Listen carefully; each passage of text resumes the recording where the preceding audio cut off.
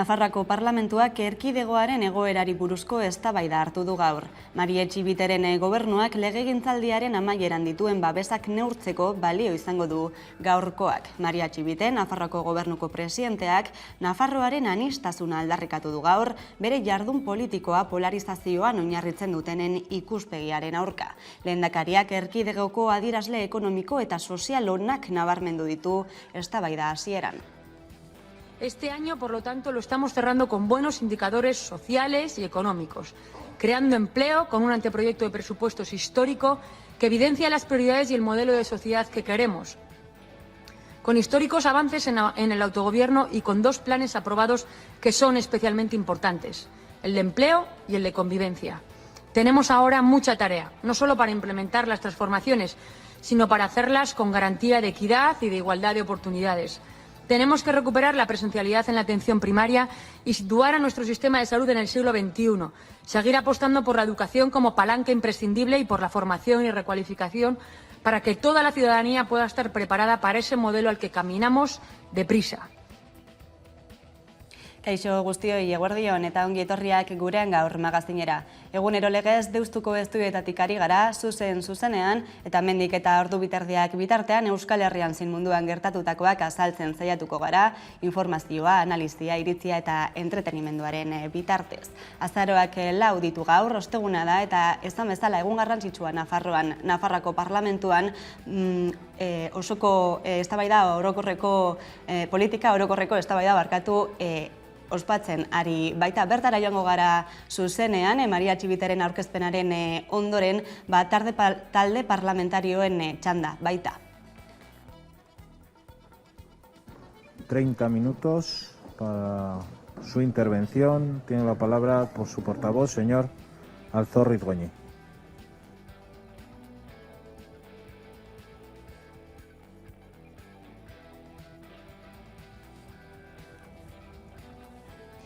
Justo ointxe bertan amaitu berri du Bakartxo Ruizek, Euskal Herria Bilduko legebiltzarkideak bere aurkezpena, beraz goizean zehar jarraitzen joango gara Nafarroako Parlamentuko osoko bilkura hori, eta bitartean bestelako lerroburuak ere utzi ditu gaurkoan egunak. Izan ere, HTaren Bilboko eta Gasteizko sarrerak definitzeko bilera garrantzitsuak daude gaur, bai Gasteizen eta bai Madrilen. Alde batetik Gasteizen, Arriola sailburua Raquel Sánchez garraio ministroarekin elkartuko da, eta bestalde Juan Mari Aburto Bilboko alkatea garraioko estatu idazkariarekin batzartuko da Madrilen. Aipaturiko bilera horietan abiadura handiko trenaren etorkizuneko Bilboko eta Gasteizko geltokiez eta hiriburuetako sarrerez hitz egingo dute. Andoni Ortuzar, Eusko Alderdi Jeltzalearen Euskadi burubatzarraren presidentea, Radio Nacional Espainia irratian izan da, eta Bilborako eta Gasteizerako lurpeko sarbidetarako behin betiko konpromisoa hartzea eskatu du. Específicamente la financiación de este año no es lo que más nos importa del tren de alta velocidad. Fíjese, pasamos por ser los que mejor nos movemos y los que más cosas sacamos en las negociaciones en Madrid. Bueno, pues no sé, en algunas cosas será seguramente, pero desde luego en el tren no. En Euskadi tenemos un tren no del siglo XX, tenemos un tren del siglo XIX y más de una década de retraso con los planes que se habían hecho, ¿no? Entonces, por eso para decirle que no nos preocupa tanto la financiación de este año, sino que se nos den ya certezas de cuándo se acaba esto, de una vez. Vías no están puestas, los trenes no funcionan por ahí, tenemos hecho todo el tramo guipuzcoano, pero no hay unión con el tramo vizcaíno, no tenemos unión con la meseta bien hecha con Burgos. Esto es un auténtico desastre, ha sido lo del tren, ¿no? Eta Eusko Jaurlaritzan gaur ere aurrekontuak hizpide, Udane Arbeo. Aurrekontuen inguruan doa gaurko eguna ere Eusko Legebiltzarrean. Mahai gainean dauden Jaurlaritzaren datorren urteko aurrekontu proiektuak sail bakoitzari dagozkion diru partidak aletzen bukatuko dute gaur Legebiltzarra sailburuek. Aurrez entzundakoetan digitalizazio arrakala murrizteko 60.000 ordenagailu eskuratuko dituztela azaldu du Jokin Bildarratz Hezkuntza Sailburuak, eta udaberrirako 1000 inguruko lan eskaintza publiko izango dela iragarri du aurrekontutik bere sailari dagokion diru partida azaltzerakoan. Ekonomiaren garapen jasangarritasun eta ingurumen sailak 777 milioi euroko aurrekontu aktibatu du ekonomiaren suspertze eraldatzaile inklusibo eta jasangarriaren zerbitzura. 2021 baino 123 milioi euro gehiago dira, industria garapena indartzeko, ikerketa eta garapena areagotzeko, industria lurzoruak berreskuratzeko eta lehentasunezko eremuetan jarduerak eragiteko. Horietatik 580 milioi euro bideratuko dira inguruko enpresa txiki eta ertainak laguntzeko plan berezira. Bestalde osasun saila da aurten ere zuzkidura ekonomiko handiena duen saila, eta ia 2.000 euro bideratuko ditu pertsona bakoitzeko osasun gastura, eta orotara 4.352 milioi euroko aurrekontua izango du 2022an osasun sailak. Eusko Jaurlaritzaren aurrekontuaren herena baino gehiago euskal osasun sistemari eusteko da. Eta etxebizitzarako eskubide subjektiboa garatzeko bidean aurrera urratsak iragarri ditu Iñaki Arriola etxebizitza eta garraio sailburuak. Aurrekontu proiektua dagoen horretan onartzen bada 25 euro gehiago 275 eurokoak izango dira Jaurlaritzak etxebizitzarako emango dituen laguntzak. Arratsaldean amaituko dira saien azalpenak, autogobernua eta merkataritza eta turismo saiek emango die amaiera hain zuzen. Negoziazioari dagokionez, bien bitartean EH Bilduk ez du bererako borondaterik ikusten adostasun batera iristeko. Elkarrekin Podemosiu prest dago negoziatzeko, baina uste du murrizketa sozialak daudela eta ez diela erantzuten egungo erronkei. Eta hain zuzen Eusko Jaurlaritzaren aurrekontuak izpide, ingurumen sailak aurrekontuen 40% energia eta klima trantsiziorako bideratuko du.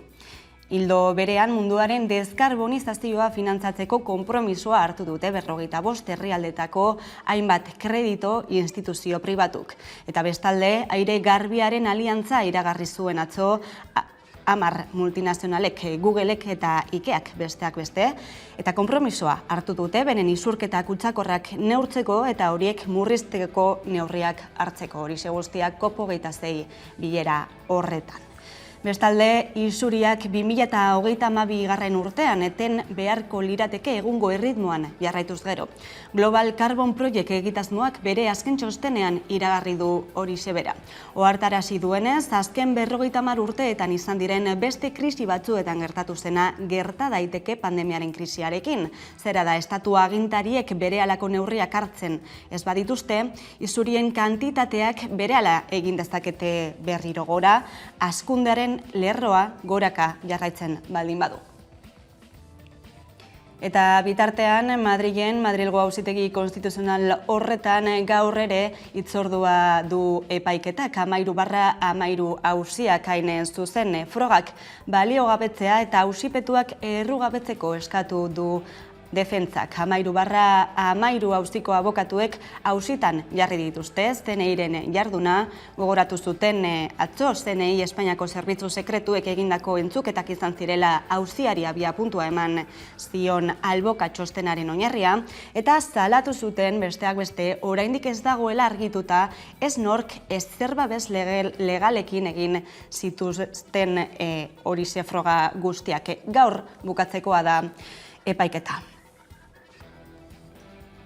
Esan bezala, gaur jarraipena du 13/13 auziak Madrilgo Auzitegi Nazional horretan, gogoratu guztira 76 urteko espetxe zigorra eskatzen dutela auzipetuentzat, eta esan bezala abokatuek frogak baliogabetzea eta auzipetuak errugabetzeko galdegin dute. Dena den, aztertuko dugu sakonean egoera, Aitzolasla abokatuarekin. Eguerdion, ongitorri?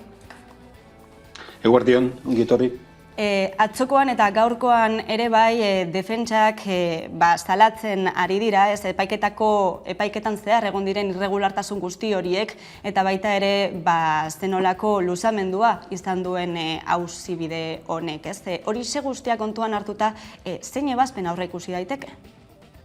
Bueno, lehenengo eta behin esan behar dute kasua ezagutzen dudala pizka bat, sakonki, bai medietan jarraitu dudalako, eta baita ere, abokatu batzuk eta ezagutzen ditu dudalako. Ez da bat erreza ebazpena aurre ikustea, eta are gutxiago Audientzia Nazionalaren audientzia nazionalari buruz hitz egiten ari garenean. Holako irregulartasun eta frogak ezagertzea askotan ikusi izan ditugu eta askotan ez du kontuan izan tribunalak. Nik, eta hau hausnarketa bat da, ez dauka inolako zer ikusirik honekin, nik uste dut, agian epaileek bere ebazpen hartzerakoan ikusi behar dute baita ere ze egoeratan gauden, ze legeak egoera sozial eta momentu batean aplikatzen direlako. Horrek garrantzia dauka. 10 urte dira eta bukatu dela, ez daukagu inolako tentaturik, eta uste dut beste egoera batean gauzela. Horrek ez du zen nahi froga baldin badago zutela epaiketa bat eman behar, baina eta permititzen behazu egingo dute paralelismo bat, pasan astean legebiltzarrean egon ginen behatokiaren aurkezpen bat egiten, ikusten nola presoak espetxe onudetan atzera pausu bat emoten ari dela ikusten gaudela, ezta? Baina arte onartzen ziren gauza batzuk, ez dira aplikatzen. Espero dut epaiketa hau ez izatea horren islada bat, eta espero dut benetan guztia legearen arabera aplikatzea eta presoak edo auzipeatuak aske geratzea. Besteak beste egunotan aldarrikatzen den zerbait da, zen iren bitartez lortutako froga edo balizko froga horiek baliogabe ustea, eta horixe da galdera bat, ez? Era irregularrean etika alde batera utzi eta juridikoki froga horiek kontuan hartu aldira epaiketa batean? Hola esan da, eta beste daturik izan gabe, noski ezetz. Gainera, dakidanagatik, zenei informazio hori jaso dutenen lekukotza ez da beteko, esatu dute beraiek segurtasun nazionala dena da bera, ezta? Orduan, guzti hori oso larria da hauten egoeran. Beste gauza bat baita nola egiten diren erregistroak, badakigu nola egiten diren, badaki baitaren nire Bizkaiko Abokatuko elkargokide bezala nola egiten diren horrek eta zarretan ematen dute informazio guztia, ez bakarrik kasurako behar dena, eta hortik aurrera azten dira kasua sortzen, ez da? Aldrez egin behar dago zabazuk, behar dituzu datu batzuk, eta datu horien arabera erregistro batzuk egin, ez da? Guzti hori, nik uste dut, kontuan hartzekoa da, badakit abokatuek horri buruz ni baina askoz gehiago dakitela eta jarri dutela ja lehenengo unean, egin behar zen bezala epaitegian, eta jarriko dutela baita ere edo konklusioetan azkenean ziberazki. Eta hildo beretik torturapean lortutako deklarazio horiei dagokionean. Askotariko eskubideak urratu dira epaiketa honetan zehar, besteak beste baita ere delitu berarengatik bi aldiz edo bi irritan epaituarena, ez? Bai, hori da printzipio basiko bat, ez da, zuzenbide penalean, zigor zuzenbidean, no bizi niren. Eta hemen ez da oso ondo ulertzen, ez da, egon zan ja 2019an, auziperatuta dagozen batzuengatik, gauza berdinegatik auzituak izan ziren, akorde batera luzien ganea, une horretan, eta hain barriro, ikusten badira akusazioak nondi da zen, gauza berdinengatik daude auziperatua, eta gainera, batez ere, ja orduan, etaren akzioak eta bukatzen zeudenean, eta hildo horretan egiten ziren gauza horiek. Nik espero dut benetan ez bueltatzea, orain urte batzuk hemen ministro edo kontseilarik genuen pertsonatek dana da eta horretara ez itzultzea. Nik espero dut ezetz, da nire esperantza. Uste dudalako herriaren eta gizartearen beste bat delako. Eta orduan, aztertu frogak, aztertu dagoena, eta benetan irregulartasunak egon badira, azke utzi eta listo. Baina beti legearen arabera. Ikusiko dugu aztertan gelditzen den auzibide hau. Aitxo Lasla abokatu bat, eskerrik asko gurean izateagatik. Zuei eskerrik asko da izan.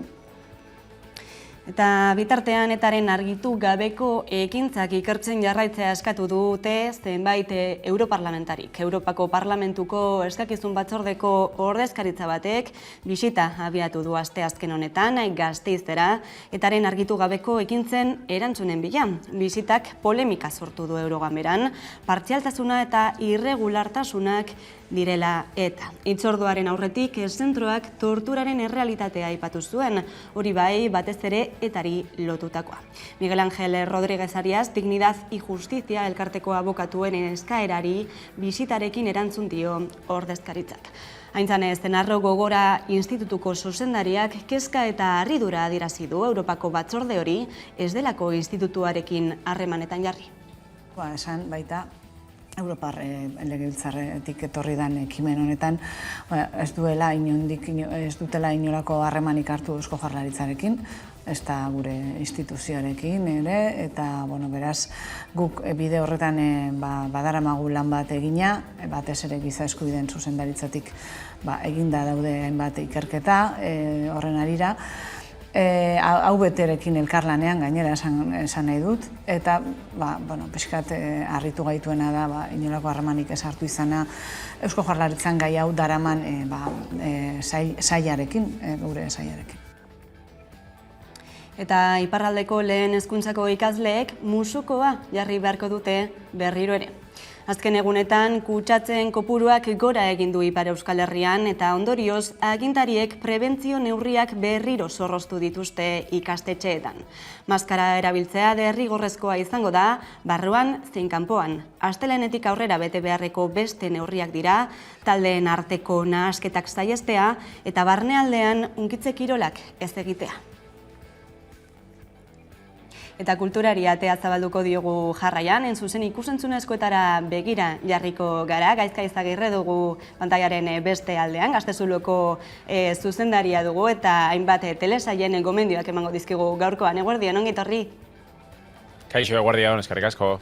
Lehenik eta behin HBO plataforman estrenatu berri duten Star Trek telesaiari buruz hitz egingo diguzu, zein da telesaiaren sinopsia?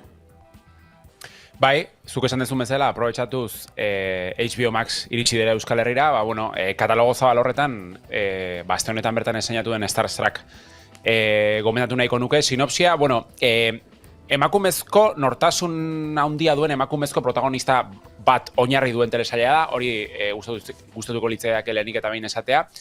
Eta sinopsi laburra hola pixkat ikuslek uler dezaten, kontatzen duena da, millennial bat, Londresen bizi dena, lan nahiko prekarioak dauzkana, eta batean, tipo bat ezagutzen du, urte amaierako festa batean, ezagutu ostean, oheratu egiten dira, eta hurrengo egunean, bere etxea utzi, oinez hasten da, eta batean, kartel erraldoi batean, ikusten du tipoaren irudia. Eta orduan konturatzen da, oheratu berri den tipo hori, mundu mailako aktore edo zinema izar oso ezaguna dela.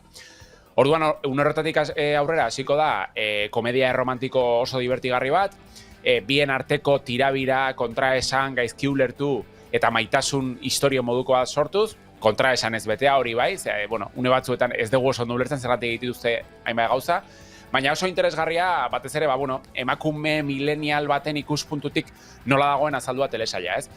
Bera da aktorea, baina baita ere, emakumezko honen benetako bizitzako pasarte batean oinarritzen den telesaila da, bera Zelanda berriko umoregile bada eta erabaki du telesaila hau sortzea. Orain dela urte gutxi arte, Michaela Coel edo Phoebe Waller-Bridgek egin duten moduan, ez? Orduan, beti dago aitzakia ona telesailak gomendatzeko, baina kasu honetan HBO Max iritsi denez eta eskaintza oso zabala denez, nik aukera bat emango nioke asteburu euritxo honetarako telesail divertigarri eta harin honi, ze askotan dramak eta gaientzen diren honetan, beti da pozgarria izan behin komedia erromantiko bat ikustea. Eta bestalde baita ere, arrakasta handia izaten ari duen beste film bat, beste telesail bat bada El tiempo que te doy, ematen dizudan denbora, hause Netflixen, eta bikote austura baten historioa kontatzen duena. Hori da, azken aldian egia da, saretan bat Espainiarra da, Netflix daukazue ikusgai, zuk ondo esan dezun moduan, El tiempo que te doy. Izenburua oso aproposa da, zergatik. Telesailak oso ongi jokatzen duelako denboraren pertzepzio guzti horrekin. Hobeto ulertuko duzue. lehen atalaren izenburua da minutu bat orainaldian, 10 minutu iraganean. Bigarren atalaren izenburua da 2 minutu orainaldian, 9 iraganean. Hau da, telesailak igaroala, atalak igaroala, orainaldiak iraganari gailenduko zaio. Hau da, protagonisten ikuspuntutik kontatu dago, konkretuki emakumezkoaren ikuspuntutik gehiago, eta pixka kontatzen duena da, nola, zuk esan duzun moduan, amodiozko, kasu honetan desamodiozko drama bat, kontatzen du, drama erromantiko bat, eta telesail atal guztietan ikusten duguna da zatikatua beraien oroitzapena eta beraien orainaldia. Eta pixkanaka irabazten joango zaio orainaldiari, ez? Eta oso ondo ongi eraikita dago, pixkat narratibaren kontu guzti hori, denborarekin nola lotua dagoen, oso garrantzitsua, ze gaur egun, hainbeste telesail egon da, jendeari nahiko erakargarra egiten zaizkio telesail motzak, ez? Bueno, esan nahi dizuet, telesail honen atalak 11 minutu soilik irauten dutela, beraz, aitzakia gutxi telesail hau ikusteko, 10 atal, 11 minutu bakoitzak, eta esan bezala, oso mamitsua da gaia, oso potentea nola dagoen, bai gidoia, bai oroar egitura, eta nik gomendatzen dizuet Netflixen ikusgai daukazuen telesail espainiarrau, zer iruditzen sentsazio daukat azken aldian Netflixek, izan duela pixkat berakada txiki bat telesail dagokionez, eta badirudi urte amaiera honetan behintzat, pixkanaka suspertzen ari dira, beraz, el tiempo que te doy da, gomendatzen dizuet telesail hau, baita ere, asteburu euritxu honetarako aproposa. Eta hala ere, bi gomendio hauekin nahikoa izango ez balitz, BBC-ek inkesta baten ondoren argitaratu egin du zerrenda luze bat, telesailekin, bere ustez, 21. mendeko telesail honenekin. Bai, BBC kate ezagunak, egia da azken urteotan zerrendak eta rankinak eta oso modan daudela, baina, beti iruditzait interesgarria BBC-k zer argitaratzen duen, ez? Normalean beti Ipar Ameriketatik barkatu datozen zerrendak iritsi zaizkigu, eta kasu honetan aurkeztu dutena da historiako 100 telesail onenen zerrenda modukoa, normalean zerrenden kontua nahiko arantzatxua izaten da, nahiko korapilatxua, desadostasuna asko egoten direlako, baina zerrenda hau ekarri nahi izan dut, oroar, nahiko ados nagoelako. Kasu honetan The Wire jarri dute lehen postuan, Mad Men 2. postuan, Breaking Bad 3. Agian enituzke orden horretan jarriko, agian hor besteren bat gehituko nuke, Succession telesailara egitu dute. Baina, oroar, eunetatik, nahiko ados nago lehen postuetan. Gero bestalde, eta baliagarria pixka kritika egiteko, deigarria egiten zaite dibidez, La Casa de Papel bezalako telesail bat bertan agertzea, edo, ez dakit, hor badira izenburu batzuk, pixkat sartu dituztela nolabait, publiko guztiari posteko moduko zerrenda egite aldera, ez? Baina, besterik gabe, aitzakia, nahi duenak sarean topatuko du zerrenda hori, 100 telesail honen zerrenda, merezi du zerrenda hori errepasatzea, baina, badaude batzuk hortik kanpo utziko nituzkenak, baina, hala eta guztiz ere, ikuslei gonbidatu zerrenda hori arakatzea, ze BBC-k argitaratzen baldin badu beti delako interesgarria. Hori zera, aukerak egon badaude beraz esan bezala, asteburuan gozatzeko. Eskerrik asko Gaizka Izagirre gomendio hauek guztiengatik. Zuei, eskerrik asko. Eta ikusentzunezkoekin jarraituz, dokumental batean jaso dute Kutxabira egitasmoa. Hitza da gure lurra. Iparra Egoa elkarteak bultzatuta milaka kilometroko bidea egin du aurten Kutxabira ekimenak. Martxoaren 20an Patagonian Amets Arzailusek idatzitako mezua zeraman kutxa batek bidaia hasi zuen, euskararen lurraldeetan barna. 2 hilabete pasatxo geroago, abia puntutik 12.000 kilometro ingurura amaitu zuen kutxak bideura, Urruñan, Lapurdin. Ekimenak antolatzaileen asmo guztiak gainditu zituen. 15-20 herritatik pasatzekoa zen kutxak 80 hiri eta herri ingurura heldu baitzen 2 hilabeteotan. Pandemia betean, itxiera perimetralak indarrean egonda, Euskal Herriko hainbat herri eta Euskal Diaspora bildu zituen ekintzak, euskaraz bizitzeko aldarriaren azpian. Bidai hori dokumental batean bildu du Iparra Egoa elkarteak, Amaia Renobale Seubak eta Iban Garzia Azpiazu kondutakoa. Kutxak bezala dokumentalak ere Patagonian hasten du bidea, eta irauten dituen 74 minutuetan, kutxa egin zuten artisauen, barruko testuaren egile Amets Arzailuzen eta ekimenean parte hartutako beste hainbaten lekukotzak biltzen ditu. Bukatu seguran bukatzen da kontakizuna. Bertan egiten dute antolatzaileek ekimenaren balorazioa. Kutxabira behin egiteko egitasmo bat zela adierazi dute. Korrika, Herri Urrats, Durangoko azoka, Nafarroaren eguna eta halako festak ez egiteak sorturiko kalte emozionalak eta nortasun kalteak nolabait osatzeko. Lana Kanaldude kateak du ikusgai egun, bere webgune kanaldude.eusen.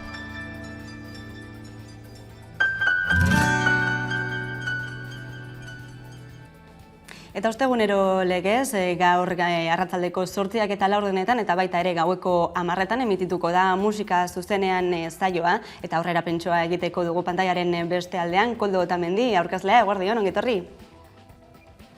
Eguerdion denei. Zer aurkituko dugu gaurko saioan? Bueno, gaurkoan musikari aritu bati egingo diogu elkarrizketa, Iker Laurobari egingo diogu, urteak daramatza musika munduan, kasiko 20 urtetik gora, eta egitasmo ezberdinetan ibili da martxan, eta azken urtetan bere izenpean ari da, Iker Lauroba izenpean, eta nobedadeekin gainera. Iker Lauroba, musikari donostiarra gehiago ezagutzeko plaza izango dugu beraz, eta horixe, nobedadeak datozela aurreratu duzu, izan ere azken 4 urteetan 4 diska kaleratu ditu, ez da gutxi, eta azkena urte honetan bertan kaleratutakoa da. Bai hori da, ekimen bat jarri zuen martxan Ikerrek, 4 urtetan 4 disko kaleratuko zituela aipatu zuen, eta bide horretan argia ikusi zuten udaberria, negua, udazkena, eta orain uda diskoa atera du. 4 disko, 4 urtetan guztira 41 kantu, beraz sormen aldetik esan daiteke Iker Lauroba oso potente dabilela eta gauza oso interesgarriak egiten gainera. Eta zer nabarmenduko zenuke uda azken diska horretatik? 4 urtaroen disko bakoitzak badun musika norabide bat. Badago ari bat lotzen dituela disko guztiak, Iker Laurobaren musika lasaia da gaur egun, ez da distortxorik, rock giroak ez daude, bere hastapenetan egin izan zuen bezala, gehiago bideratzen dira ritmoa folk giroetara, eta kaso honetan, azken disko honetan, badira bestelako giro beroagoak ere, ez? Udari dagokion pixkat musika estiloak, badira erritmo kubatarrak, bossa nova brasildarrak ere badira, eta jakin batera, ohikoak ditugun folk kantak eta pop melodiak. Sakonean ezagutuko dugu beraz gaurkoan, Iker Lauroba musika zuzenean saioan, eskerrik asko aurrera pentsoa egiteagatik, Koldo Otamendi, hurrengora arte. Mila esker zuei. Eta kiroletan, Luintek Gernikaren partidoaren emaitzaren berri emango du Iker Aginagak, eta jarraian itzuliko gara, Peio Jorajuria, Seazkako presidentea elkarrizketatzeko, orain arte. Eurokopako 4. jardunaldiko lehia galdu du Luintek Gernikak Italiako Virtus Boloniaren aurka. 62 eta 67 gailendu zaizkie italiarrek bizkaitarrei, baina Mario Lopezenek multzoko 2. postuari eutsi diote. Ondo hasi zuen taldeak bidea Eurokopako multzoen fasean. Aurreneko 3 partiduetan, Virtus Boloniari eta Flams Karolori irabaztea lortu zuten, eta porrot bakarra jaso, multzoko lider Rotxebenderen aurkakoan. Mailari eutsi eta etxean garaipena lortzeko asmoz atera ziren gernikarrak malosteko kantxara, eta lehen zatian lortuko zutela ere bazirudien. Atsedenaldirako, 14 puntuko abantaila zuen pilatuta etxeko taldeak. 3. eta 4. laurdenetan aldiz behetik gora etorri zen Virtus Bolonia. Atsedenalditik bueltan hasi ziren aldea murrizten, eta 3. laurdenean etxekoek eustea lortu zuten. 11 puntuko aldearekin ekinda azken 10 minutuei. Italiarrek aldiz ez zuten etxi, eta 5 minuturen faltan markagailua 59an berdindu ostean, gernikarrak baino gehiago izan ziren azken txanpan, eta 5 puntuko aldearekin heldu ziren amaierara. Multzoko beste partidan Rotxebendek lidergoa indartu zuen, Flamsi irabazi eta 4 lehiatik 4 garaipen lortuta. Horiek horrela, Luintek Gernikak hurrengo faserako sailkapena ematen duen 2. postuari eutsi dio oraingoz, baina lan egiten jarraitu beharko du, bertan mantentzeko.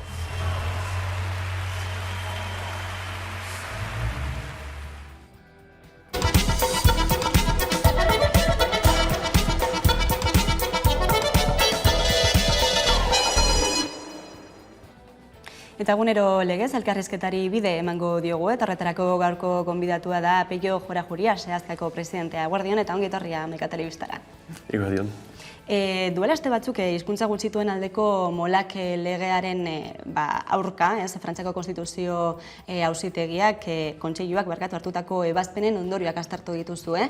Hain zuzen, Baionako Iagon jardunaldietan, zein izan dira bertan esandakoak edo hausnarketa nagusiak? Biziki interesgarria izan da. Euskaltzaindiak eta Euskal Konfederazioak elgarrekin antolatu zuten saila hori, gomidatuz ez bakarrik Ipar Euskal Herriko eragileak, baina nire Frantzia osoko eragile batzu, eta neortu ahal izan da. Molak legeak ekartzen zituen alde honak, artikulu batzu hartuak izan baitira, baita ere alde txarra, beraz ebazpen horren ondorio txarrak eta zentsura hori. Ondorio txarre horiek oso ondo dakizkizue zehazkan, molak legearen legea atzera bota zenetik eta Konstituzio Kontseiluak murgiltze eredua Konstituzioaren aurkako txate jo zuenetik, zein da zehazkako ikastolen egoera? Egoera biziki berezia. Teknikoki antikonstituzionalak gira.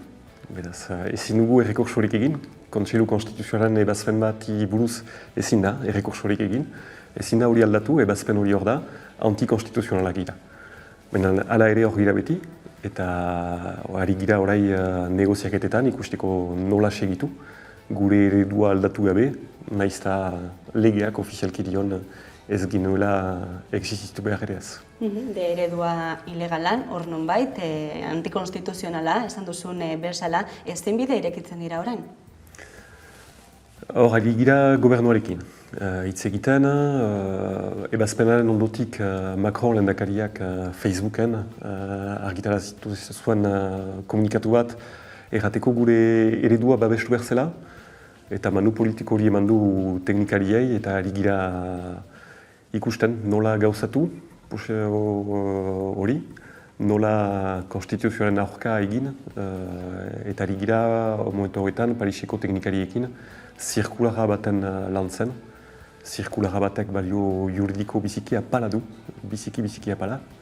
Bada konstituzioa, bada legea, badia dekretuak, eta horren azpitik badira zirkularak. Prentsagiri bat baino hobeki balio dute, baina ez anintzez gehiago. Eta ari gira hor testu bat, ari dira, hobeto erran, testu bat lantzen gure eredua baimentzeko. Eta konzertazio fase bat edeki dute, hori lehen aldia da ikusten dugula hori. Gomitatua izan gira Pariserat, baino gehiagotan, hitz egiteko eta konponbideak atxemateko. Jan Castesekin, lehen ministroarekin ere izan dituzue bileraren bat, ezta? Lehen ministroarekin bilera bat, jadarik ez da guti. Uste dut, Saskaren historioan lehen aldia dela lehen ministroarekin biltzeko aukera bat dugula. Eta hori izan zen irailean 15, eta aski baiko ratera ginen hortarik. Jean Castex bera izan da hausapez Ipar Katalunian, eta brezola bat bazuen bere herrian, arazoa ezagutzen du. Badaki betidanik sekuitatean bizi izan giela eta legearen ondoan, ez baginen legearen barne, eta konponbideak atxeman berziela. Errandigu, konponbideak atxeman nahi zituela, eta intentzioa hortan duela sinesten dugu, beraz aski baiko alde hortaik, baina badakigu harik eta biziki zaila duela, eta zehazki begiratu beharko da zirkulararen testua, edukia, lehoen artean idatzia dena ere, ikusteko jan bai ala ez lortzen dugun segitzen gaur bezala. Ez dela orain arte planteatzen zen bide bakarra zen konstituzioaren aldaketaren behar hori, baina horretarako borondaterik ez dagoela dirudi. Bolontatek gutxi, momentuko alde hortaik, bai gobernuaren partetik, baita ere Pariseko hautetxian dana baten gandik. Aldiz, bai, irtenbide bakarra hortik badoa. Aurtengo, elduden txartzerako, atxeman nahi dugu trikomailu batzu, zirkular horren bidez, baina konstituzioa ez denu aldatzen, beti hizkuntz gutituak bigarren edo hirugarren mailako hizkuntzak izanen dira, eta beti mehatxupean izanen dira. Aldiz egutegia ez dugu alde, hauteskundeak heldu dira, eta ez da aurten aldatzeanko konstituzioa. Ondoko urteetako borroka izanen da hori aldatzea. Eta horretarako mugimendu sendoa ikusten duzu Ipar Euskal Herrian? Ipar Euskal Herrian, bai, dudarik gabe, murgiltzearen gaiak bide hainitz egin du azken hamarkada horietan.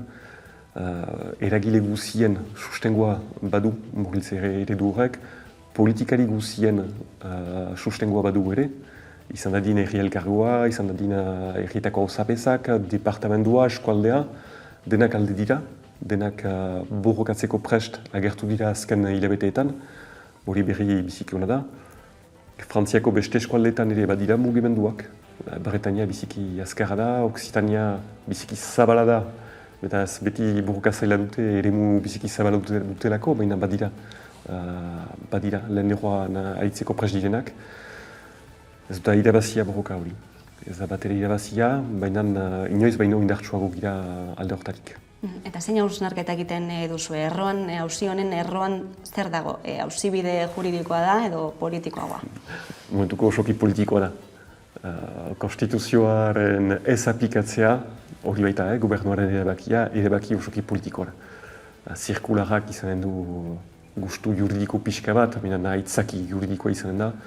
Gaur egun, gobernuak manu politikoa eman die teknikariei hori konpontzeko, eta eginen da juridikotik baina badakigu. Indar harreman kontu bat da, indar harreman politiko kontu bat da. Momentuko bideo honean ari gira, baina indar harreman guziak bezala azken borroka irabazi arte beti bazterrak zaindu behar dira. Zuk esan bezala, orain zirkular horren gainean lanean ari dira eta horretarako borondatea erakutsi bai, baina Frantziako estatuaren partetik konstituzioa aldatzeko ez dakit aurrera pausurik emango den noizbait. Horri izango litzateke benetako borondatea, ez? Nola ikusten duzu? Ondoko urratsa hori izanen da. Horri gira epe laburreko arazoa konpontzen. Guk behar baitugu, urtengo urtea bulaino ere eman, behar dugu helduen ikasturtea ere eman. Gobernuak behar ditu hauteskundak segurtatu. Giro berezi batean gira alde hortatik. Ez dute gaur egun gai hori sobera mindu nahi, arazorik ez ukaiteko hauteskundeetan. Hori baliatuko dugu epe laburreko borrokak irabazteko eta terrenoa prestatzeko epe luzeko borrokak ere emateko ondoko urteetan. Izan ere, apirilean bertan, ospatuko dira Frantziako hauteskunde presidentzial horiek, eta zuk ondo azaldu bezalaxe, hizkuntza gutxituen edo eta murgiltze eredua arazoa izan daiteke ez, kanpaina horretan. Agian, guk espero dugu arazo bat izanen dela, eta gaia main gainan egonen dela. Gero badakigu zaila dela, hauteskunde horiek Pariseko prentsak ditu eramaten, eta gure sarbideak prentsa hortan tipiak dira, baina nala ere, Frantzia mailan hizkuntza bat baino gehiago bada, eta denak antolatzen ari gira, elgarrekin. Badugu Pour que vive nos langues plataforma azken 2 urteetan aktibatu duguna eta lan politaren ematen duena. Horren bidez, saiatuko gira gaian main gainan txikitzea, hauteskunde horietan gai bat izan daitezen. Lurraldean etorkizuna eta lurraldearen etorkizuna hizkuntzen bidez pasatzen dela ulertarazi beharko dugu. Eta hori lortzen baino dugu, etekinak ateatzanko ditugu. Momentu nahiko erabakigarria, ezen ere aldaketaren bat egon daiteke, hauteskunde horietan aurreikusten denaren arabera, eta gainera eskuin muturrera inoko aldaketa. Momentuko, kanpaina ez da ofizialki abiatua, baina lehenik abiatu direnak dira eskuin muturrekoak. Eta lortzen dute gaiak osoki berenganatzen, eskuin muturrak ditu gaur egun kanpainako gaiak finkatzen, eta hor guk toki gutxi dugu. Badakigu, nazionalismo hutseko kandidatuak badira, kanpaina hortan, biziki indartsu direnak. Eta nazionalismo hori, frantzez nazionalismo hori gure kontrateatzen dara edo noiz. Baina kanpaina luzea da, ikusiko dugu, eta egia erran guk ez dugu eskua hortan. Eta Paul Molakek, Molake legearen aintzindariak, zer dio gertatzen ari denaz? Borroka berri batean sartu da konstituzioaren aldaketa. Ari da terrenoa prestatzen, eta gu ari gira arekin. Konstituzioaren muga horiek erakutsi behar ditugu, onartezinak direla ulertarazi behar dugu, bidea zaila da. Frantzian erratea frantsesa ez dela hizkuntza bakarra tabu bat da horai arte. azken urteetan tabu hori pixka bat hautsi dugu, molak legearen inguruan izan diren eztabaidek arraidurak erakutsi dituzte, baina zaila izanen da. Baina hauteskunde kanpaina hori baliatuko dugu, seguraski hautagai guztien itzulia egiteko, galdetzeko, banan, zer den beren posizioa horrei buruz, zen gehiamendu hartzen duten konstituzioaren aldaketa bati buruz, ikusiko. Baitugu oinon hilabete batzu hori emateko, eta ikusiko dugu apirilean zamaitzarekin atatzen giren. Eta alternatiba gisa ere proposatzen da, itunpeko eskolek dituzten hitzarmenak berrikustea, ez dakit horrek zer ikusia duen nola bait murgiltze ereduaren bermearekin.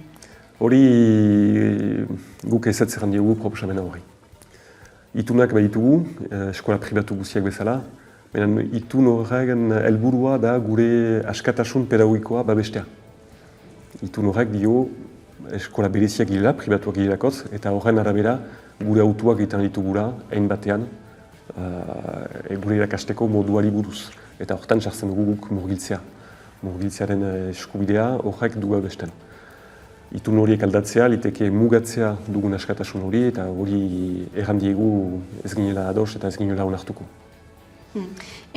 Eta ikasturtea hasia da jadanik, mulak legea atzera bota zutenetik, esan bezala esan duzu, ziurgabetasun egoera batean zaudetela, ziurgabetasun juridiko egoera batean, ez dakit nola eramaten ari zarete kurtsoa? Inoiz baino normalago. Egia erran ikastetxeetan momentuko ondoriorik ez da.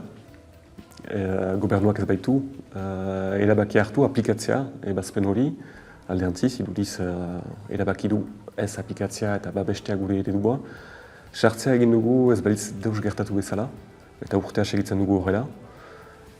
Baina duda hainitzekin etorkizunari buruz, baikortasun hainitzekin momentuan, baina dudak ez ditugu oraindik kanporatuak. Zen ere momentuz normaltasunez, egoteko moduan, baina aurrerantzean nork daki, konstituzionalaren ebazpena hortxe baitago.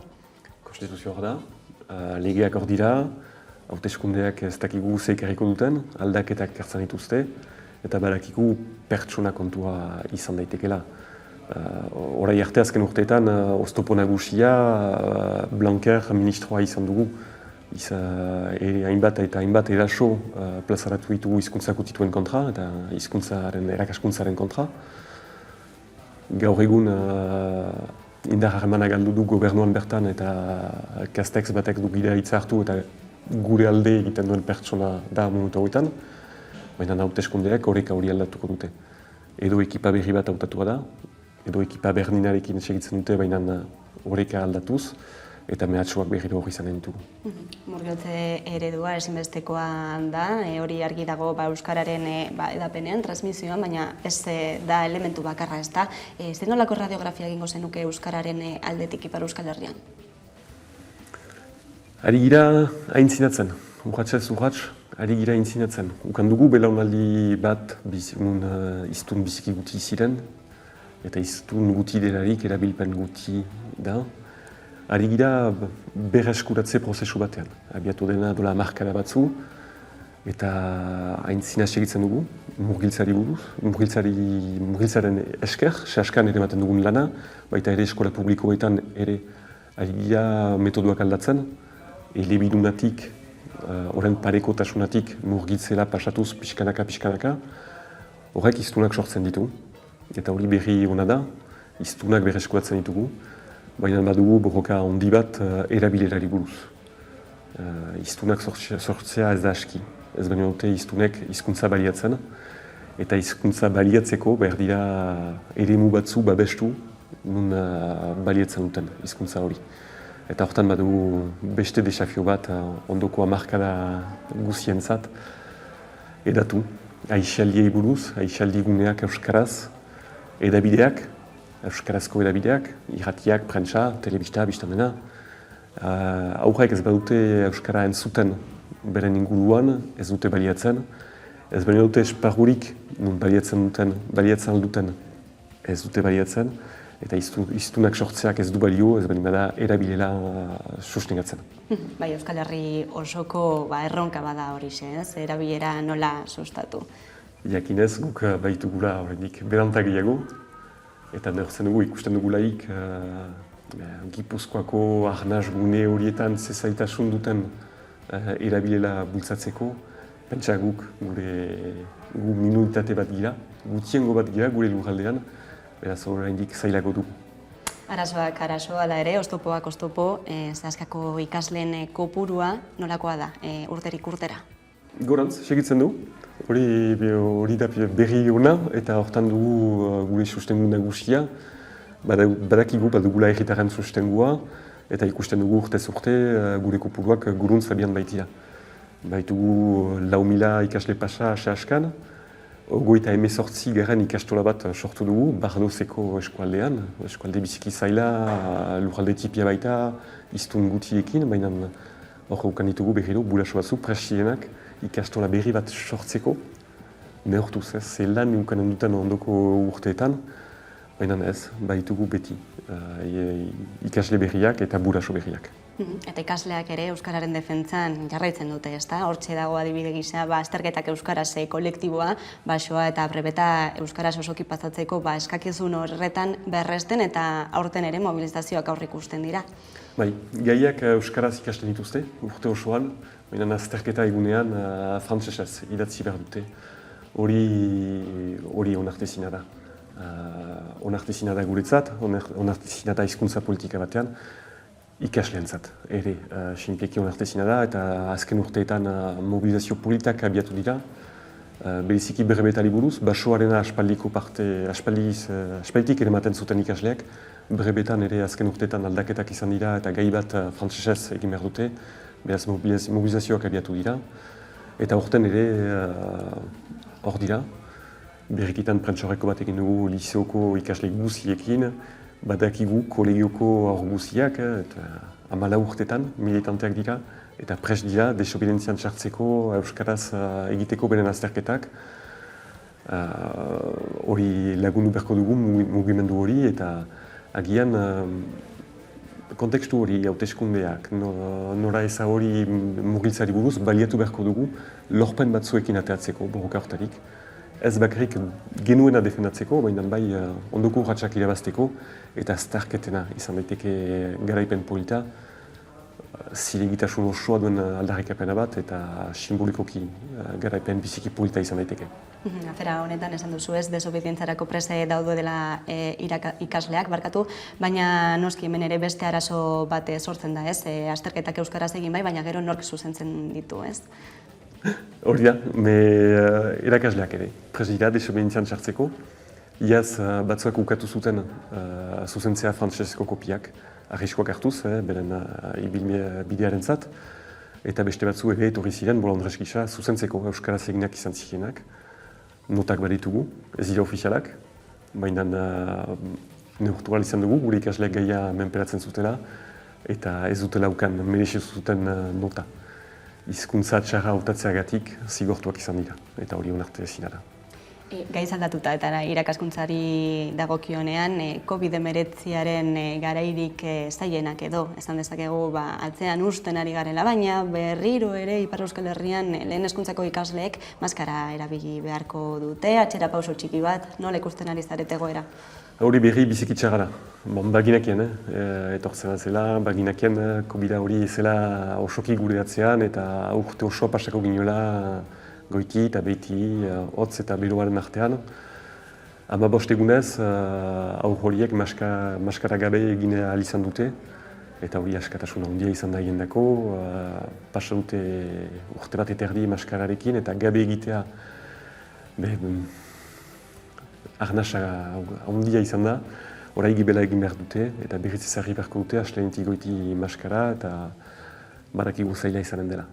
Zaila izanen da onartzea, ikasleentzat, gurasoentzat, erakasleek lan handia ukanen dute pedagogia berriz beste zentzurat egiteko, azaldu eta ez zela beharrezkoa, berriz azaldu beharko dela, baina urtea urgela pasako dugu. Hotza eta beroaren artean.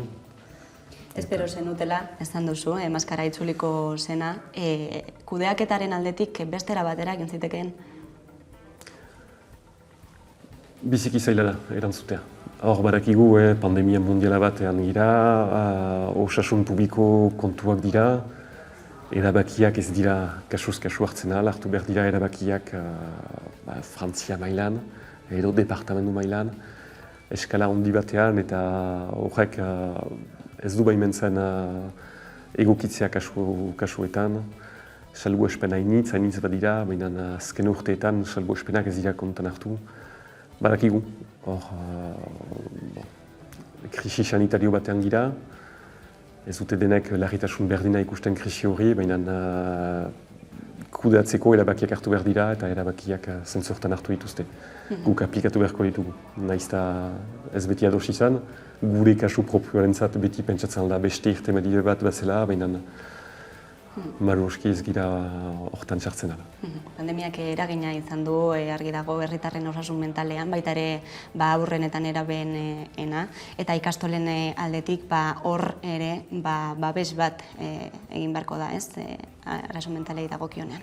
Bai, badakigu, lehen mailetan, tipietan aski ongi pasa da, akidura bat bada, akidura mentala bat hori lotua dena, tentsio guneak ere, nerabeetan eragin horrenik gehiago ukandu. Harreman soziala mozten zaielaik ere nerabe batzuei eta pandemiaren ondorioa hori izan da, harreman sozialak hainitz mugatzea ondorioak baditu. Beraz, agian gaindituko dugu egunen batez, eta hori gibelatu karen dugu, baina zaintzen dugun gehiago da, biztan dena. Enbat erronkei aurre egiteko bidea zabaltzen da, ez, urrengo hilabeteetan. Hori da.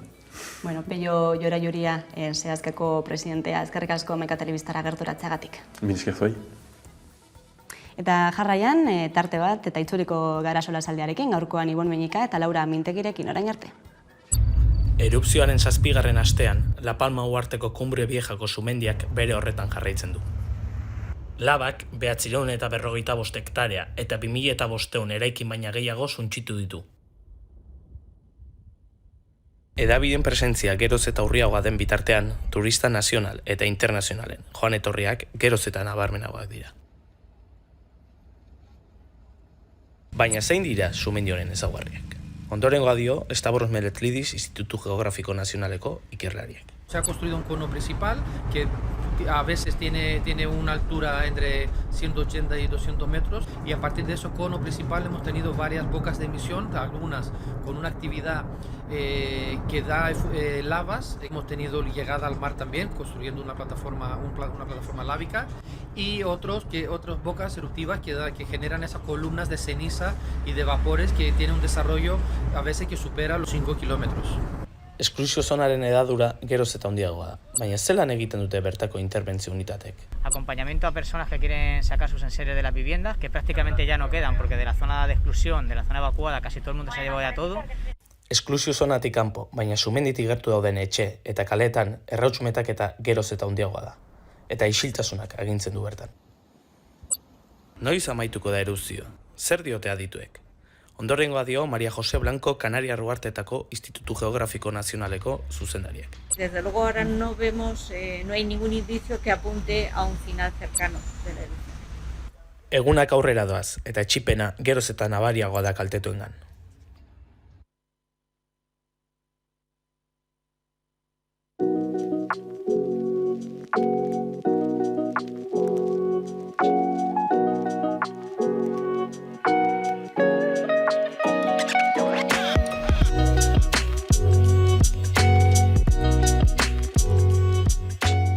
Gaude, Arrigorriagan, gure hurrengo ikuskizuna ensaiatzen, tantaka taldetik. Gure obra da bilagunei buruz.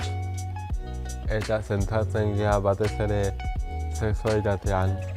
Eta batez ere ez gaitasuna ditugun pertsonen sexualitatea edo afektibitatea nola bizi dugun. Sexu berdinak montatzen ari gehan honetan, gaude 2 asteko egonaldian oain, urrian, Arrigorriagan, eta abenduan ditugu beste 2 aste, azken txampan, ensaioak borobiltzeko edo funtzioari bukaera bat emateko. Urtarriak 21 estrenatuko dugu hemen Arrigorriagan, eta alde honena da, geuretik sortuak honen alde honena da, aukera ematen dizula lehenengo 3 hilabete horietan 26 emanaldi egiteko. Hori ez da beti gertatzen den zerbait. Telmo nola bizi duen bere sexualitatea batez ere. Dagoen bezala egonda, eta jende asko ezagutzen du, baina beste jende asko ez du ezagutzen Telmo. Eta ez du ezagutzen bere egoera nolakoa dan, zer dan mugitu ezina, eta zentzu dian bere nahiak, bere ezintasunak, eta zelako ausardia daukan nahi duen hori aurre egiteko, eta nola esaten da, lan egiteko, lortzeko nahi duen hori, ez? Eta orduan hortik sortu zen, bakarrizketa bat izan beharrian, Aitziber Garmendiarekin ere askotan lan egin dut, asko gustatzen zait aktore moduan, eta asko gustatzen zait berarekin lan egitea, eta orduan esan gendun, guazen ekipo polit bat egitea, non gusta egongo garen lanian, eta Telmoren gidoi bat izango zala ere garbi gendun, berak oso barrutik eta oso benetan kontatzen duelako bere bizitza nolakua dan. Arrigorriagako kultur elkartek parte hartzen dute Arrigorriagako egunerokotasunean, edozein jai ospatu behar dela, euren eguneroko jardunean. Nik uste dut, Arrigorriagan partidu oso importantea direla, bai herriguneko eta baita abusuko elkarteak. Uste dut, edozein proiektu martxan jartzen denean oso ambiziosoa da, gero ikusi behar da zelako erantzuna duen, zelako arrakasta duen, benetan helburuak lortzen dituen, eta berdina ez bada, olako zer egiten jarraitu behar dutela. Dituzten medioak erabilita, jarri dituztela eurek kriston infrastruktura guztia garatu ahal izateko. Beste instituzioak egin beharko luketena da pixka bat ideia hau kopiatu eta hau sustatu bai euskal kultura, euskal sortzaileak eta kulturaren aldeko benetako apustua egin beharko luketela. Zubiak zabaltzen diela euskal produktu batekin, guk sortutako zerbaitekin, eta hori iruditzen zait oso positiboa kulturantzat, antzerkiantzat, kasu honetan audiovisualentzate bai, pixka bat aktibatzea kultura, euskerazko kultura beti da positiboa. Nik uste polita eta beharrezkoa, ez? Eta gero balujo badala olako ekipo batekin lanikia, oso antzeslan politak hau esku artean, oso interesgarria, benetan sortzen ari dan zerbait, ez? Telmo eta Kepak eta Aitziberrek eta Mireia danak oso lan egitazkoa planteatzen ari da, plazaratzen ari da. Nik uste pena merezi dula entzutia, ahots bat dago hemen, eta, ahots hau entzutia, ez? Oso lan politia izango da.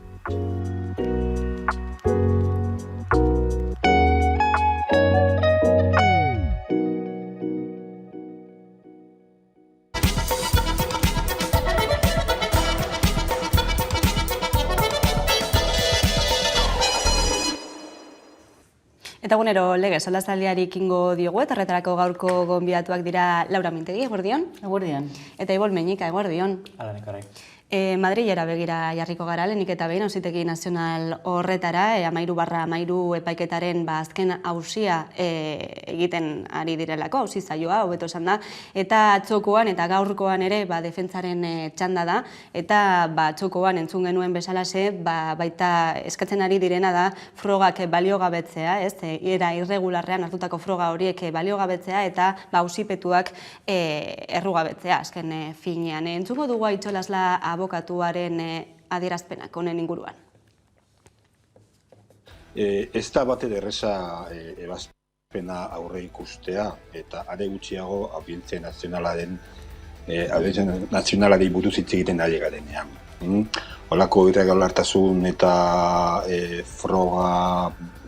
frogak ezagertzea askotan ikusi izan ditugu, eta askotan ez du kontuan izan tribunalak. Nik, eta hau hausnarketa bat da, ez dauka inolako zer ikusirik honekin, nik uste dut, bai agian epaileek bere ebazpen hartzerakoan ikusi behar dute baita ere, ze egoeratan gauden, ze legeak egoera sozial eta momentu batean aplikatzen direlako. Hori esek Aitzolas abokatuaren hitzak testu inguruan jarri beharreko epaiketa dela adiraziz, eta baita ere irregulartasun horiei nabarmen duz, ezta? Baina esan duen bezala oso zaila da aurreikustea Auzitegi Nazionalaren ebazpena zein izango den, zuek nola ikusten duzu gaia? Ala behar, ez testu inguruari erreparatu beharko litzaikokela.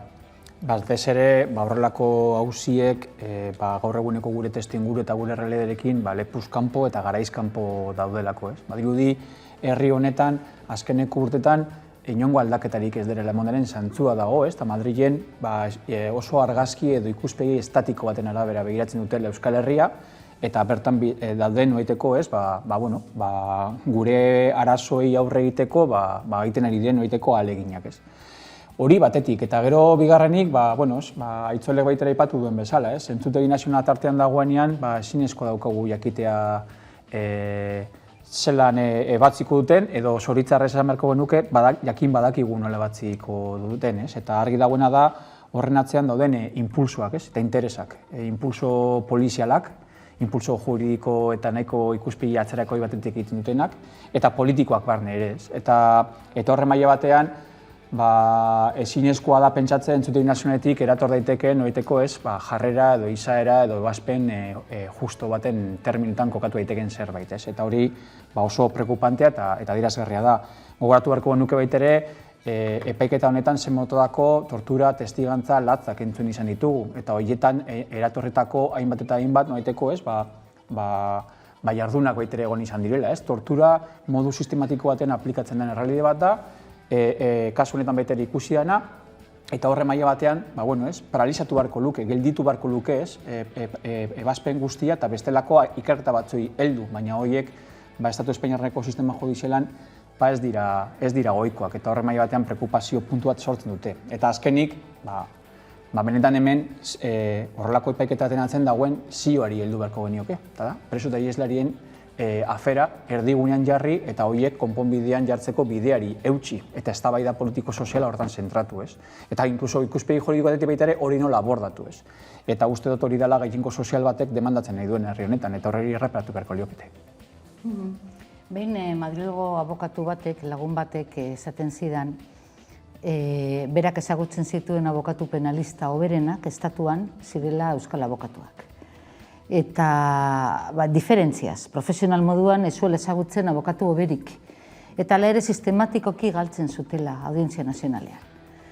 Beraz, han epaitzen diren kasuak eta ematen diren ebazpenak legetik kanpo daude asko. Hau da, ez dago auzi horrek ez dauka zerikusirik benetan legearen aplikazioarekin edo legediaren aplikazioarekin. Askoz ere zerikusi handiagoa daukate hauspo edo helburu politiko batekin.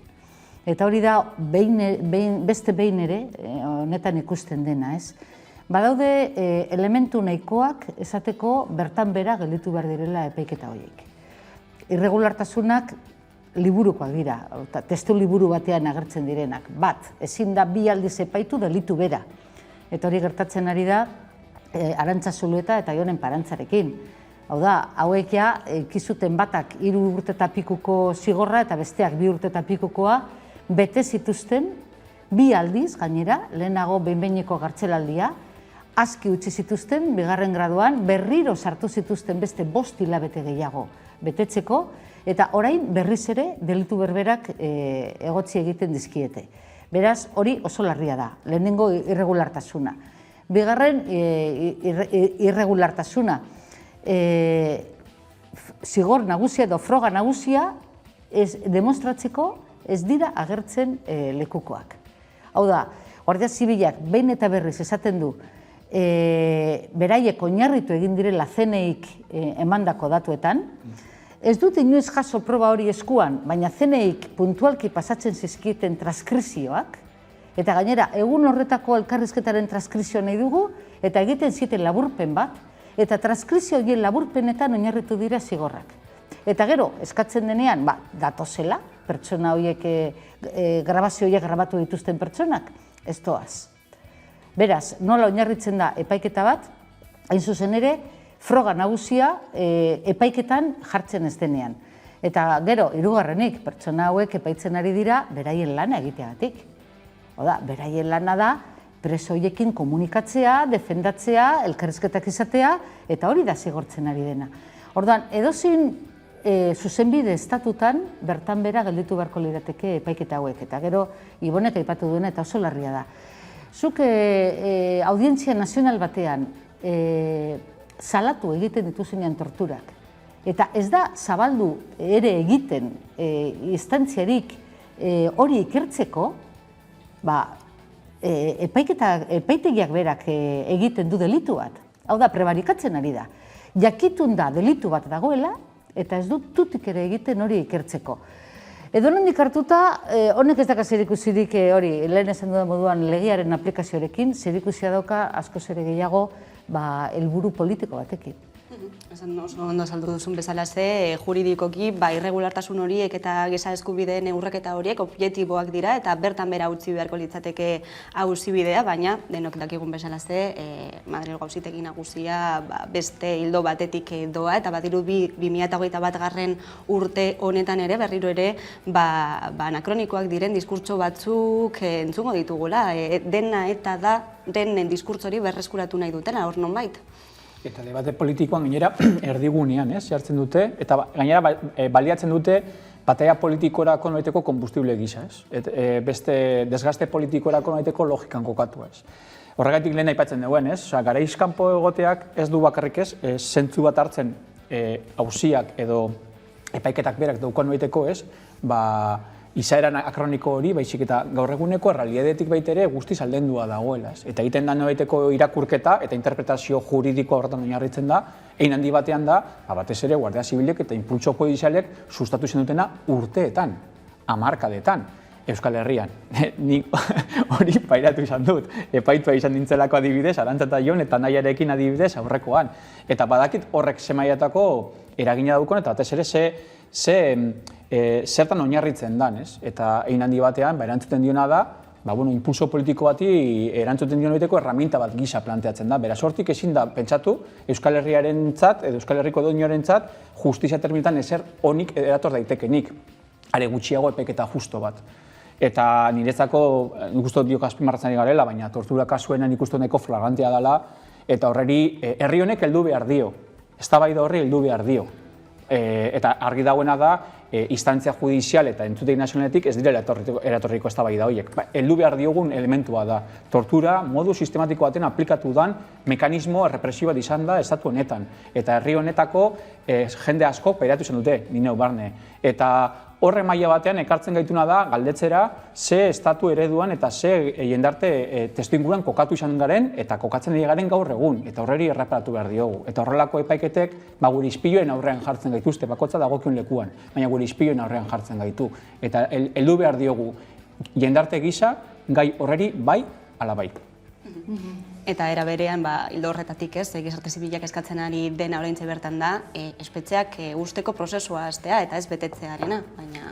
Ikusten ari gara zen planaren, Zona Espezial Norte, Barrio Nuevok diseinatu zuen plana, elemento bat, hor oso argi esaten da, 20. mendean egin zen, baina 21. mendea oso hasita dagoela segitzen dute aplikatzen, eta hor esaten zuten 3 frente zeudela.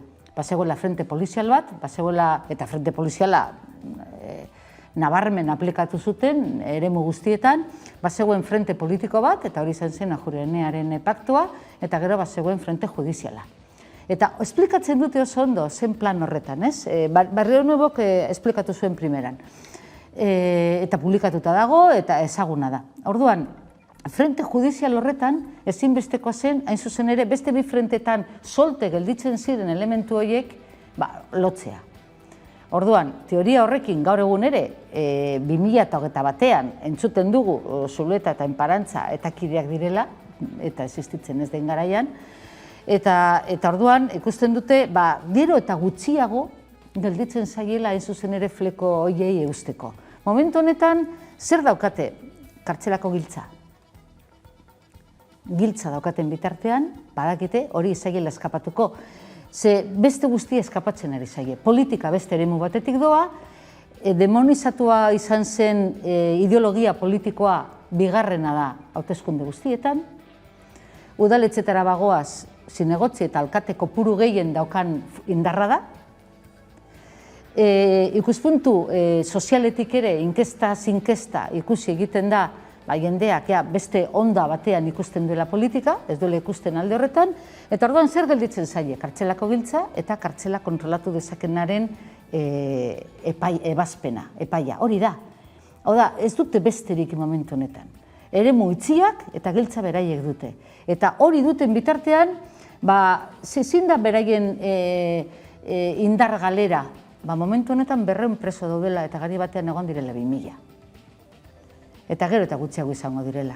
Eta momentu batean, zer egiten da, edo luzatu daudenen zigorra, ahalik eta gehien egon daitezen, eta alba da berriak sartu kopuru hori mantentzeko. Ze hori da daukaten diskurso bakarra, diskursoa da zigorra. Eta zigorra da ez ustea ateratzen daudenak, eta sartzea oraindik kanpoan daudenak. Horregatik, hain gauza anakroniko horiek aipatu behar dira, horrein komentatu duguna, etakideak direla Zulueta eta Enparantza. Kafkianoa da. Ikusiko dugu, zertan gelditzen dena auzibide hau, gaizatatuko dugu eta pentsioi begira jarriko gara. Hain zuzen ere, emakume pentsio dunen egoerari erreparatuko diogu, izan ere beraien egoera eta erdigunean izango da hurrengo egunetan, ahotsa balin badute eta datozen egunetarako asanbladak antolatu dituzte, baita ere azaroaren 13rako manifestazio bat eta aldarrikapenak ozen entzungo dira, entzun dezagun Itziar Usandizaga, Oneka emakume taldeko kidea. Onartezina da emakumeek pentsioetan eta lan harremanetan jasatzen dugun diskriminazioa. Adibidez, enpleguan, soldatan, lanpostuan. 13rako kalera irtetzeko, plazetan egoteko, eta emakume askok ari gera lideratzen mugimendu hau. Orduan, balorien jarri nahi dugu emakumeen papela.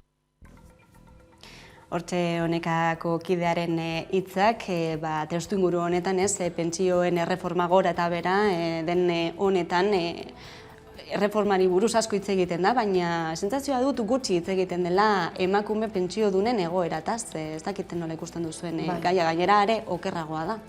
Gutxi hitz egiten da, egia da. Nik ez dakiten hori bururatu zitzaion pentsatzea emakume bat alargun gelditzen denean, etxeko gastuak erdira jaisten direla. Gizonezko batek pentsatu beharko zuen hori, edo zeinek daki, inkluso gizonezko gehienek ere, badakite, etxeko gastuak ez direla erdira jaisten bi bizitzetik bat bizitzera pasatzen denean, gasto batzuk mantendu egiten dira berdin-berdin, independiente zenbat jende bizi den etxe horretan. Eta aldiz ikusi izan dugu nola alargun askok ikusi zuten beraien pentsioa erdira jaisten zela. Bataz besteko pentsioa alargunena da 750 eurokoa. Baina nik dozenaka emakume ezagutzen ditut 650 euro kobratzen dituztenak. Eta 650 eurorekin nekez bizi daiteke inor. Gainera, askotan badituzte ere sama familiarrak eta lagundu beharra, ez? Hau da, txikle moduan estiratu behar dute pentsio txiki hori. Gero, fondoan dagoen beste zera bat da, pentsatzea, alargunen pentsio horiek, hurbildu behar direla gehiago ez kontributibo batera, hau da, lanik egin ez duen baten pentsiora, eta ez bestelako lana ez ordaindua egin duenera. Hau da, askoz ere gehiago hurbildu beharko lirateke SMI edo lanbide arteko soldatari, hau da, soldata bat delako, lanbide bat delako, familia bat eztea eta etxeko lana egitea, eta beraz, langile domestikoak konsideratu beharko lirateke, eta ez kontribuitu ez duen pertsona bat. Eta gaur egun, realitatea da, gehiago propina moduan ematen dela, oda, kotizatu izan ez balute bezala. Hor dago definizio arazo, erroko arazo bat, ez? Hori da. Zaintza lanak ez aitortzearena, eta lan bezala ez hartzearena. Azken finean, lana salariatua ez da, baina lana bada. Eta hori gero nola bueltatzen zaie emakume hauei, ezta? Bai, eta niretzako badaude aurretiazko kontziazio pare bat etengabera egiten dutena baitere maila baten horrelako errealidadetan, ez? batetik, pentsioen sistemak eta pentsioen kudeaketa, estatuen eskumen bat da, eta horrek ahalbidetzen duena da, errealidez berdinei aurre egiterako momentuan marko beretik abiatzen den politika bat esartzen dela. Bigarrenik, eta itzigarri bete entzun izan diogu, eta nahiko adierazgarria da. Urteetan, hainbeste lan eta borrokatu duen belaunaldi bat, belaunaldi bat, baina belaunaldi batzuek, bereien biziraupena eta bereien bizitza modu duin batean garatzeko, pentsio duinen ezintasun bat daukatela. Eta are gehiago gainera, errealitate batzuek are gehiago azalarazten dira. Eta gainera, adibidez Euskal gobernutatik egon zitezken horieteko zirrikituak politika sozialen bitartez, gehigarriak eta horrelako politikak aplikatzerako momentuan, nahiko urriak, eskasak eta kasi-kasi ezikusiak dira. Orduen, ez daukagu eskumenik, baina ditugun aukerabak ere ez ditugu probesten pertsona hauen noiteko eta inbeste mondiguten belaunaldi hauen bizitzak duintzeko. Eta hori maila batean, erdigunean jartzen da elementu bat da. Egia da, eta zorionez nik uste dut azpimagarria dela baitere, berak azkeneko interbentzio egin duen bezala, Euskal Herrian dagoela motivazio eta noiteko antolatzeko eta borroka horretan diharduen, azkeneko 2 urtetan edo 3 urtetan, eta pandemia zaratago gainera, eta oraindik orain, impulso horri erantzuten dioten noiteko jende konprometitua, eta belaunaldi konprometitua. Eta gainera, etengabe markatzen duten noiteko diskursoa bada, ez dela bakarrik gure orainaz edo etorkizunaz borrokatzen ari garela, baizik eta hurrengokoen orainaz eta etorkizunaz borrokatzen ari direla. Eta iruditzen zaitu horrek baina batean baitere, beste hainontzeko hori baitere, noiteko interpelatzeko elementu nahiko erabakigarria bihurtzen dela. Eta azkeneko boladan baitere entzuten ari gara, Estatu Espainiarreko gobernuak badabilela, horren inguruko daiteko zirriborro bat egiten, langileen kotizazioen 0,5-aren igoerak pentsioak orekatzearen bidetik egiteren alde, orduen, gaur egun langile klasea den horren pentsura konpondu nahi dugu arazo struktural bat. Orduen, arazo bat daukagu, eta arazo horreri aterabide posible bat emoteko politikaren bitartez, arazo bestelako batzuek baitea areagotzen bitartez egin genezake. Claro, maila baten horrek jartzen gaitu ataka oso handi batean, eta heldu behar diogu beste termino batzuetan. Eta nik uste dut, horrelako subjektuek, horrelako mugimenduek eta horrelako pertsonek markatzen duten noiteko bidea, benetan adierazgarri eta jarraitzeko litzatekela. Borrokaren bitartez eskuratu dira hemen eskubide asko, eta borrokaren bitartez baino ezin dira defendatu gaurkoak, eta eskuratu falta direzenak edo modu duin batean bizitzeko eskubidea. Gaur egun kolokan duen errealitate batean bizi garenean, nahiz eta badirudin ezetz. Eta hemen agertu diren datuak horren lekuko dira. Puntu interesgarri aipatu duzu, hau da, hain zuzen ere horren aipatzen ari da egunotan, 0,5-koaren igoera hori. Eta kuriosoa da, errazio positiboena izan da sindikatuena eta negatiboena enpresarioena. Enpresarioi ez dute zertarako igoko dute, azken finean beraien pensioa ez dago kolokan. Eta aldiz langileek bai ikusten dute, kontxo, nire pensioa kolokan dagoenez, hobeto orain emate apur bat gehiago, eta gero hori bermatzea. Baina egia da esan duzuna, hau da, oso gai interesantea da aztertzeko. Oso gai interesantea, ze noren lepo, nik ez nuke txartu ikusiko agian igoera hori, aportazio hori, baina agian ez da bakarra. Agian beste iturri bat ikusi beharko da, esate baterako aurrekontu orokorrak. Adibide bat, osakidetza ez dute ordaintzen gaixoek. Eta eskola publikoa ez dute ordaintzen ikasleek eta familiek. Bi gastu horiek publikoak direnak eta ezinbestekoak eta oinarrizkoak datoz aurrekontu orokorretatik. Pentsioen trataera hori bere izan beharko litzateke. Hau da ongizatearen oinarri bat funtsezkoa, hainbat urtean lanean ibilita gero, pentsio baterako eskubidea izatea, eta hori bermatuta eduki beharko genuke bai ala bai edo nola ere. Diru iturria, soldatatik datorren diru iturria handia edo txikia izan. Gainera ikusita demografia, ikusita lehen gure familian zein nebarre bagara, eta 10 ziren. Nik 2 dauzkat, eta uste dut Ibonek beste 2, eta 3 dauzkana ja ausarta da. Orduan, demografiak ez du salbatuko hau. gure seme-alabek ezin izango dute ordaindu aurreko generazioen pensioa. Argi eta garbi beste diru-iturri bat bilatu behar da, eta hori izan behar da osasun bidea, edo osasun gintza eta osakidetza eta eskola publikoa edo hezkuntza finanziatzen den bide beretik. Eta da, oinarrizko eskubide bat mundu guztiak eduki behar duena eta aurrekontuek bermatu beharko lukete hori.